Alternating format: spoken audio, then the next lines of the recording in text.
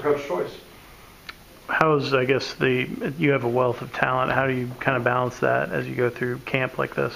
The first thing, we have a lot of guys that can do a lot of different things, and so as a coach and the reps they get in practice, you just want to continue to put them in different situations. I try to get them all in to see who can do what, to see who can come in and learn on the go, because the freshmen come in, those guys are doing pretty well starting off, and the older guys, since they had the spring, to develop a little more, so they're a little more experience with the offense. So I just continue to try to get them reps at different times and different points of the practice.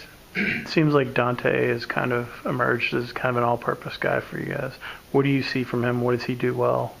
Dante has been a big surprise from the spring. Switching him back from receiver, coming back and just being permanent at running back. He's doing very well, very fast. I think his weight went from 172 or 178 to 190.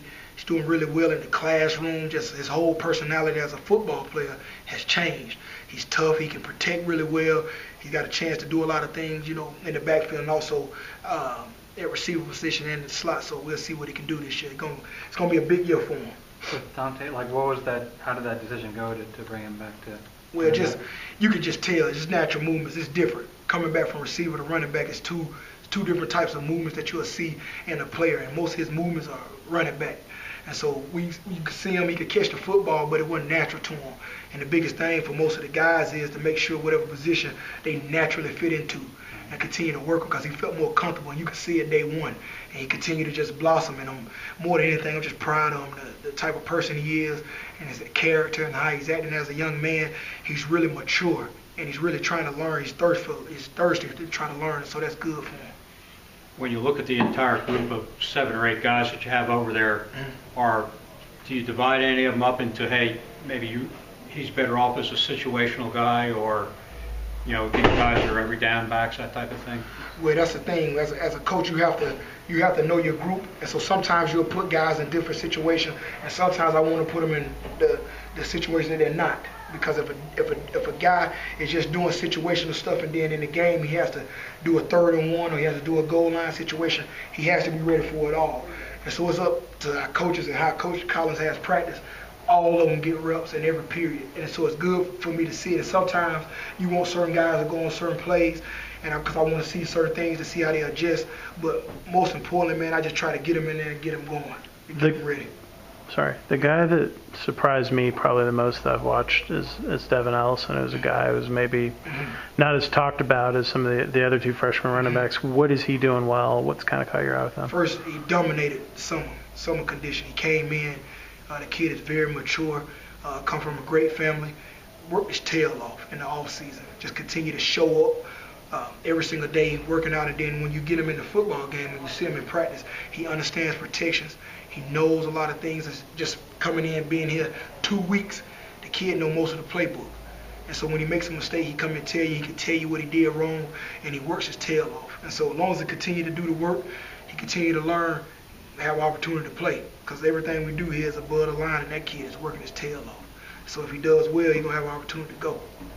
Mason and Howard are 2 guys that play with their hand on the ground closer to the line of scrimmage.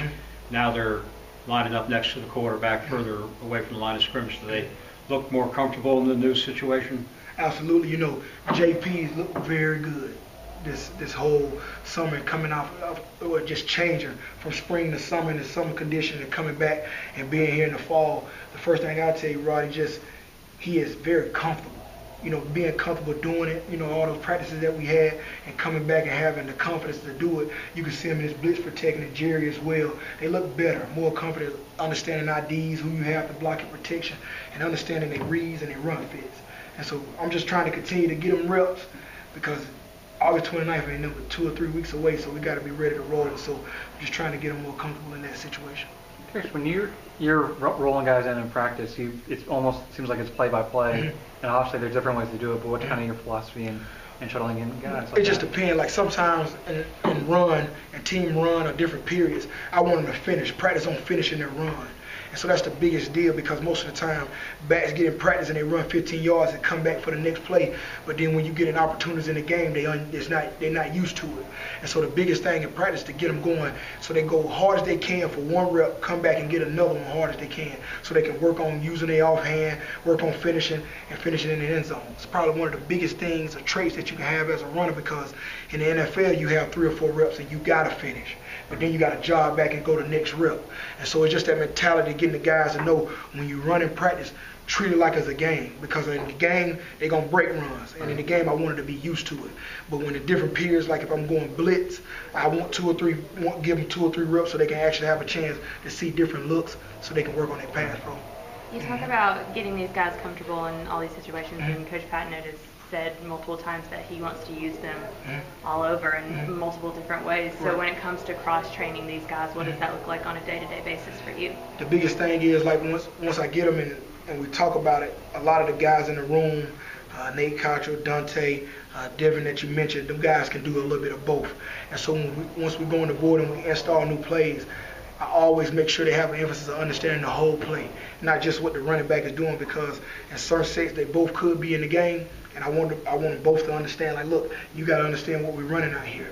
You got to know what plays we're running so they can be on the game, because our best players got to play. And so it don't matter if it's 2 backs, 1 back, or no backs at all. It's just important that they all understand the whole scheme of what Coach's trying to do. Coach Patton talked about wanting 2 back sets, and that seems to be a real strength. Is that where you can get in a situation where you might have 7 guys dressed or something like that in a game? Yeah, that's the biggest deal. We'll see once we get closer, but if they can do multiple things, they give themselves more opportunity to get on the football field.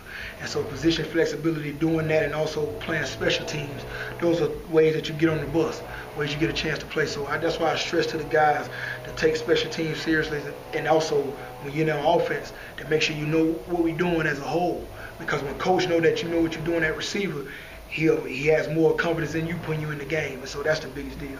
I know that there's a lot made about being above the line and getting the play. And I was also, like with running backs, there's a school of thought of wanting to get in a rhythm. And I'm curious, just kind of like, what's the most number of backs you could like have at tailback in a game and feel like to have guys be productive? And that's a good question, Ken. The biggest thing, and I'm going to tell you the truth, most of the time in a game, you usually get 3 guys in, 2, maybe 3. Right. And so that's why it's important that the guys be ready. Because you never know what happens in front of you, and most of the time 2 guys, you want, like you said, you want to give them a rhythm so they can understand the game, because it's different from practice. Right. But the biggest deal is you want them guys to understand if something does happen, you got to be ready for the moment. And so that's why in practice we try to give them a lot of reps, and you try to keen in, and once we get out of the scrimmage, you hone down on that number even more, because it's coming even more. So as we continue to practice and continue to go into camp, it's going to be very important that the guys to see who makes the least amount of mental mistakes and who can be productive. You know what I mean? Be playmakers on the field for me. What have you seen from Griffin and Emerson? Tony's a guy. He's been doing a lot of good things. He's very coachable. He's learning. You know what I mean? Sometimes the freshman got a little curve to get over.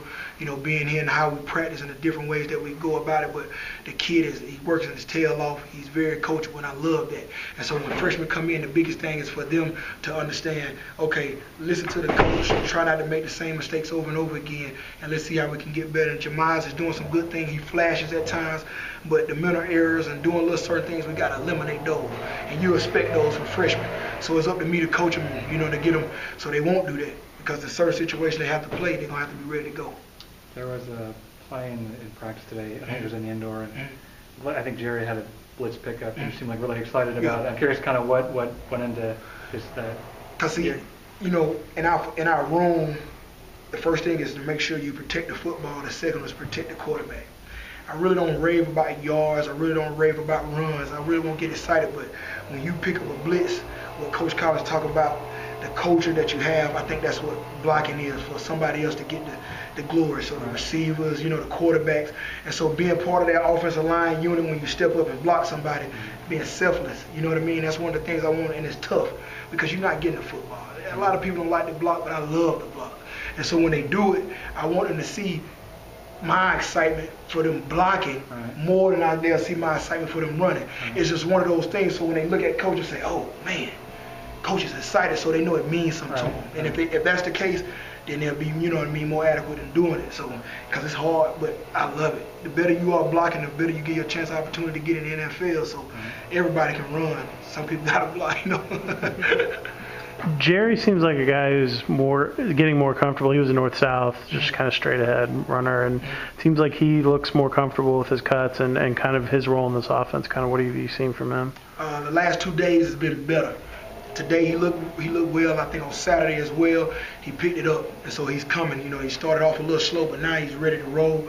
The biggest thing for Jerry is to make sure he stay in the moment, not to just focus on the game of football. He runs hard. He's a great kid, great family, and so it's just up to me to just continue to get him to be physical, to be tough, and all those little things that I'm asking, because I ask for a lot.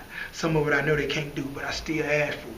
I still want the best out of them, so every single one of them, I push their buttons every day to try to get the most out of them, and hopefully it'll pay off in the end. With some of the younger guys like an Emerson or an Ellison, will you try to take advantage of the new redshirt rule, and maybe as the season goes on, when you have the opportunity to get them into a game so they can feel what it's like? Oh yeah, it's gonna be that, and that's the thing. You know, you never know how the season's gonna go, and so you go into game one and you try to see which guy, because there's nothing like, I can see it on the scrimmage, you can see it on the practice field, but it's different when it's live bullets and it's game time. And so I like what they're doing right now, and they definitely gonna have a time in the year that they're gonna have to get on the football field. And so with that new redshirt rule, they get to play 4 games. They're definitely gonna get in 4 games. I don't know what 4 games, but how they do will depend on, you know, how they go on from this year on to next year. And so it's important for them in their development. With Christian, it seems like he's kind of the lost guy in terms of just fans and stuff not realizing. It seems like he's a guy who could be in the 2 deep anywhere. And Malloy has done very well. He's very smart, understanding the defensive schemes. He's good at blitz pickup, and he's running the ball well. You know, so don't count out Christian Malloy. He had a good spring. I was thankful we got him back at the end of spring, and then now he's been here the whole camp, working his tail off. And so it's going to be interesting to see how well they do on Saturday, because they're going to have to compete. So our position is very competitive. We got a really good room, really a lot of talent. So the cream got to rise to the top. And so somebody's got to pick the game up so we'll know who our guy is going to be. Nate made the decision to come back to y'all's room, and kind of what's that been like for you guys and working in there? I love Nate Cottrell. His whole senior campaign is going to be an awesome year. How he's been practicing, his speed, how fast, how big he's gotten. You can just tell he's convicted by the coach and what Coach Collins has inscribed in the guys, and he's one of the core guys. And so playing on special teams, doing a lot of different things in the offense, because he is flexible, doing things out the receiver and doing things at the running back position, and he's tough, he's gritty. And so you have somebody like that, you can't take anything away from him. So as a senior, I'm so proud of him and OJ. Both of them guys having a chance to do a little bit of both. It's going to be interesting to see how they do this senior year. Anything else for Coach Choice?